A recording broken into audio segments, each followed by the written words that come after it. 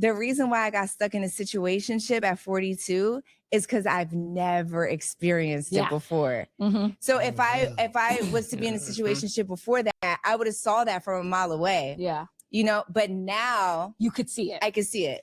Paul Pierce has a podcast. I believe it's called The Truth After Dark, if I'm not mistaken. Amber Rose is on there, right? And of course, Well, yeah, Amber Rose. And Amber Rose come with certain topics that you talk about, right? But it's not nothing too crazy. And it was actually a good conversation. I encourage people to listen to the full interview. You know, And I know. she followed the sex industry. Oh, so so anything she say, this motherfucker spitting right here. Yeah, you a little fan, little pervert, man. Little pervert out here. Hey, I just want to do a So playback.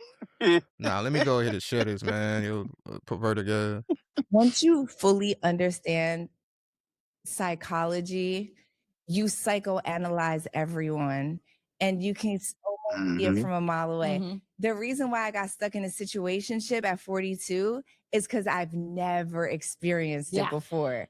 So if I was to be in a situationship before that, I would have saw that from a mile away. Yeah. You know, but now you could see it. I could see it. Yeah. But you know what you don't know about a situationship? A man will give you the keys to his house. You'll meet his daughter and be the first woman to ever meet his child. You'll be at Thanksgiving dinner with him. And then he'll be like, well, I don't like to put labels on it. Yeah. Exactly. I live with you. Yeah. Like, what are we? I'm so y'all out here. Y'all sounded like y'all talking about Klay Thompson. You're coming in me every night. Thank you. I was pregnant. Is that what you talking about? Is Klay Thompson a narcissist? Because you described everything he did. Oh, I don't know that situation. You just said he went to the house, bought that. So, what do you think about that? Right? Because our previous episode we talked about how we were fuck boys at a point in time, right? So, how do you feel about that? I think it's a true statement. When you know anything about psychology, you start to pay attention to people, details and patterns, and you start analyzing people a lot differently. I think that's a true statement. Also a true statement that you can enter situations if you never experienced them and not be aware of them until after. What she said about a situationship. It's hard to believe that she's never been in a situationship. I thought almost every person she damn near been involved with was a situationship because it'd be so short-lived. But, hey, I don't know the details of their situation. But Yeah, and it's funny because it sounds like Klay Thompson was catching some strays, right? yeah. And we'll continue on to listen a little bit more because it's a lot to react to.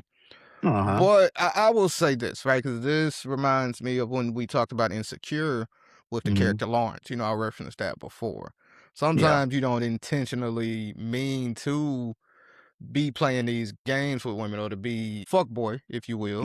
We said an intentional fuckboy.